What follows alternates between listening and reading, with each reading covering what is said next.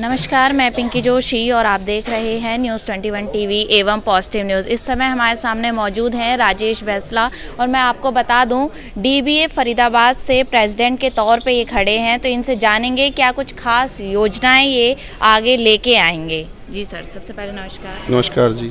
Sir, क्या कुछ खास योजनाएं अगर आप जीत जाते हैं तो लेके आएंगे, किस तरीके की क्या प्राथमिकता जो है वो रहेंगी?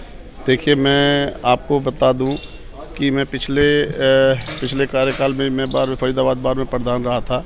मुझे मेरे भाइयों ने इतना प्यार और स्नेह दिया, उन्होंने मुझे बहुत बड़े मार्जिन से चुनाव जीतकर बार में प्रधान बनाया। उनका बहुत स्नेह मिला मुझे और मैंने भी पूरी कोशिश करी कि अपने भाई जो भाइयों ने मुझे प्यार दिया उस पर मैं खरा उतरा। मैंने अपने वकील भाइयों के लिए दिन रात मेहनत करके, जैसा कि हमारे चैम्बर बिल्डिंग की पहले आपने देखा होगा, बहुत चैम्बर बिल्डिंग की खस्ता हालत थी, सारा पेंट उतरा हुआ था। 2011 में हमारे चैम्बर्स बिल्डिंग अलॉट हुई थी, वकीलों को दी गई थी। उसके बाद से यहाँ प्रधान आते रहे जाते रहे, लेकिन किसी ने भी चैम्बर बिल्डिंग की तरफ कोई ध्यान नहीं दिया और जिसका परिणाम ये था कि जो हमारे चैम्बर बिल्डिंग की हालत थी वो बहुत खस्ता हो चुकी थी। सबसे पहले मैंने बनते ही अपने चैम्बर बिल्डिंग का डेंट पेंट का रिपेयर का सारा काम कराया, अंदर बाहर से कराया, पूरा मेंटेनेंस कराया। टॉयलेट्स के जो बिल्कुल हालत बहुत ज़्यादा ख़राब हो चुकी थी, हमारे लेडीज़ जेंट्स उनमें मतलब बहुत बुरा उनका हाल हो रखा था, वो रिपेयर कर सारा उनका सामान चेंज कराया और वो बिल्कुल ठीक कराए। उसके बाद वकीलों के लिए हेल्थ के इशू को लेकर मैंने मेट्रो हॉस्पिटल है हमारे फरीदाबाद में, प्राइवेट हॉस्पिटल है, डॉक्टर लाल है उनके चेयरमैन, उनसे मैंने बात की, बार में उनको बुलाया, उनका प्रोग्राम रखा और उनसे बात करके एक CGHS कार्ड के रेट पे हमने कार्ड वकीलों के लिए बनवाया, जिससे 50% तक वकीलों के लिए उस पर डिस्काउंट था और वकीलों ने उसका जिस भी वकील को ज़रूरत पड़ी उन्होंने उसका लाभ उठाया और हमारी बार पे लगभग 50 से 60 लाख रुपए बिजली का बिल था। हर साल गर्मियों में बिजली वाले जानबूझकर बिजली काट दिया करते थे, जिसके हमारे वकीलों को जो पीक टाइम होता गर्मी का बहुत बुरा हाल रहता था, गर्मी झेलनी पड़ती थी।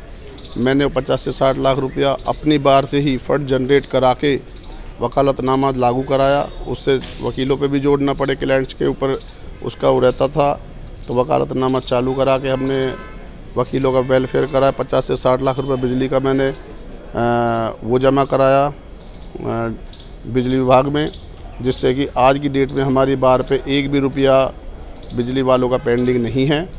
और समय समय पर फिर वकीलों के लिए हमारे चैम्बर्स बिल्डिंग में 3 लिफ्ट हैं, जो कि एक लिफ्ट ही चालू रहती थी, वो भी 2015 में मैं जब जनरल सेक्रेटरी था उस टाइम पे लगी थी, मंत्री जी कृष्णपाल गुर्जर जी से कह के हमने लगवाया था।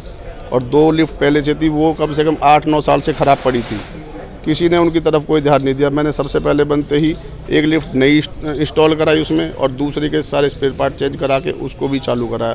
तीनों मेरे कार्यकाल में तीनों लिफ्ट हमेशा चलती रही, जो वर्किंग टाइम होता हमेशा चलती रहती थी, कभी ख़राब नहीं हुई।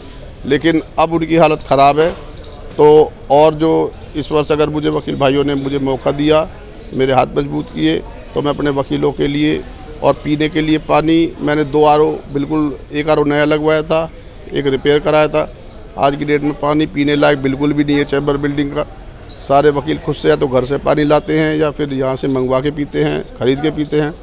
तो सबसे पहले मेरी प्राथमिकता यही रहेगी कि वकीलों के लिए पीने का साफ़ पानी, टॉयलेट्स का, लिफ्ट मेंटेनेंस का और हेल्थ इंश्योरेंस का वकीलों के लिए, और जितने भी उनके इश्यूज़ है बिजली का मैंने क्लियर कर दिया। और जो भी प्रॉब्लम आएगी मैं सब पहले भी उनके साथ खड़ा था और अभी भी मैं प्रधान नहीं हूँ, अभी भी मैं वकील साथियों को जो मुझे ज़रूरी लगता है, जिस लायक मैं होता हूँ, मेरे पास फ़ोन आता है, मैं हर समय 24 घंटे वकीलों के साथ हर उनकी परेशानी में हर टाइम खड़ा रहता हूँ, जिस लायक भी मैं हूँ। नए और युवा वकील हैं, उनके करियर के लिए क्या योजनाएं आपने सोची है? देखिए, नए युवा वकीलों के लिए जब हम नए वकील आते हैं, मैं बार काउंसिल में बात करके उनके जब तक कि उनकी प्रैक्टिस नहीं हो जाती, जब तक उनके महीने में उनका मंथली के लिए कुछ ऐसा होगी जो बार काउंसिल की तरफ से या कुछ उनके लिए जो जिससे उनका खर्चा निकल सके, और उनके लिए जो बार में क्लासेस लगती हैं अपने जजेस से बैठ के उनके वो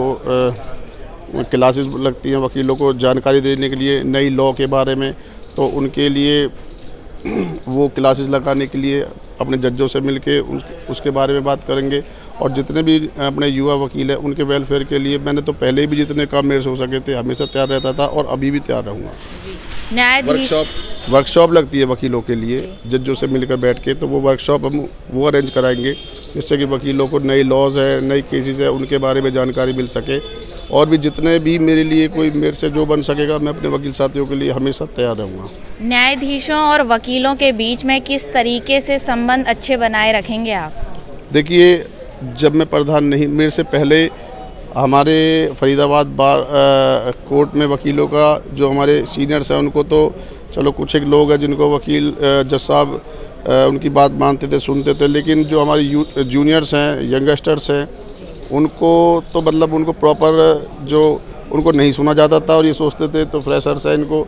लेकिन मैंने अपने टाइम में जुडिशरी से बैठ के ये बात की और अपने युवा साथियों के मान सम्मान के लिए मैंने सेशन जज साहब से भी बात करी और उसका नतीजा ये रहा कि जब से मैं प्रधान रहा, जब से मेरे जितने भी युवा साथी हैं वो बिल्कुल बहुत खुश है मेरे से। मैंने उनके हित के लिए जो मेरे से हो सका मैंने वो काम किया है।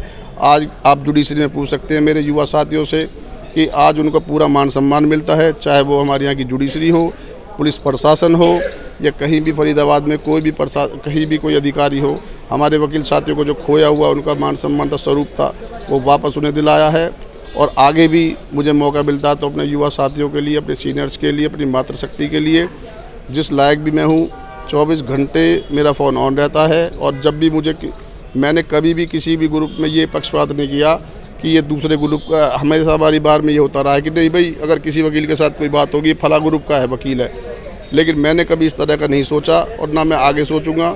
मेरे लिए सारे भाई हैं, मैंने सभी अपने भाई मान के चला हूँ सभी को और आगे भी मैं सभी को साथ लेके चलूँगा।